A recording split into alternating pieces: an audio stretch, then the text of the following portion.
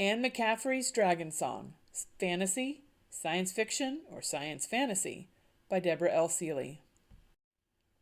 Referred to by some as the first young adult adventure fiction book, Dragonsong was written by Anne McCaffery and first published in 1976.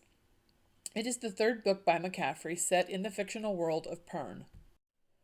Dragonsong would later become the first book of a trilogy called the Harper Hall series, and as you can see by the different book cover designs, this book has been published and republished many times over the last 42 years. I discovered this book in the mid-1980s when I was close to the age of the main character, Manali. Having lived a life much like hers, I associated with her plight, and as the online site Science Fiction Encyclopedia says, I was one of the, quote, readers who start young and who over the years grow into her world, end quote. Through the years, I have read this book and the other two in this series, Dragon Singer and Dragon Drums, close to a dozen times, the most recent being this year. It is still my favorite trilogy, although I have yet to read all of the Pern books as there are over 28, with the most recent having been released just a few months ago. Dragonsong is about a teen girl named Manali that has an amazing gift of music, but in her world she is not allowed to share that gift with others.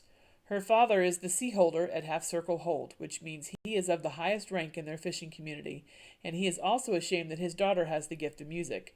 Only harpers are allowed to write, teach, and publicly play music, and harpers are always men. After an accident that leaves her hand scarred and unable to play music, a broken-hearted Manali runs away to live in the sea cliffs. Because of the danger of being caught out in threadfall, a deadly parasite that falls from a distant star, she is believed dead, but when in fact she finds happiness for the first time in her life. She also finds the legendary creatures called fire lizards, a tiny cousin to the dragons that Pernese use to combat the thread. Unbeknownst to her, songs that she had written about the fire lizards had the master harper looking for her, and what follows is the adventure of young Manali's life, as she comes to realize that her mother and father were very wrong, that she is gifted and her music is desired, and for the first time in her life she is somebody. As the title slide states, there are questions as to which genre this book, the whole series actually, belongs to.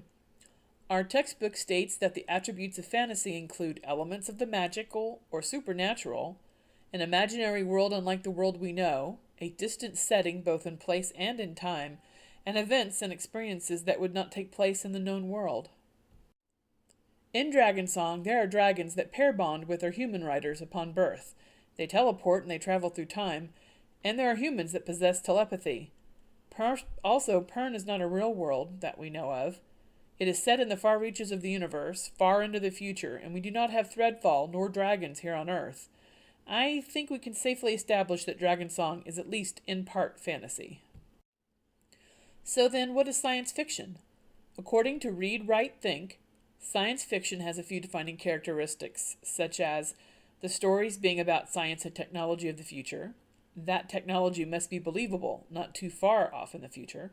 Plots create situations different than the past and the present and include a human element showing what effect these situations have on us, and the stories are often set in space, the future, a different world, or a different timeline. Pern is a different planet in the future. This much is true. And Anne McCaffery defined herself as a science fiction author, stating that the dragons in Pern were genetically engineered, which made them science fiction creatures. But to be honest, those are about the only ties that I, as a reader, can find. So, what is science fantasy? As a genre, science fantasy is still very young and not very well defined.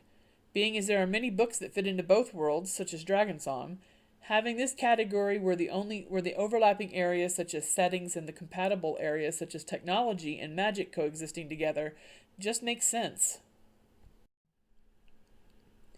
If one were to make a scale with fantasy on one end and science fiction on the other, Dragonsong would be closer to the fantasy end, in my opinion, and being as many, including our textbook authors, consider science fiction to be a subgenre of fantasy, I think that having the third option, science fantasy, bridges those two worlds and allows both to coexist peacefully.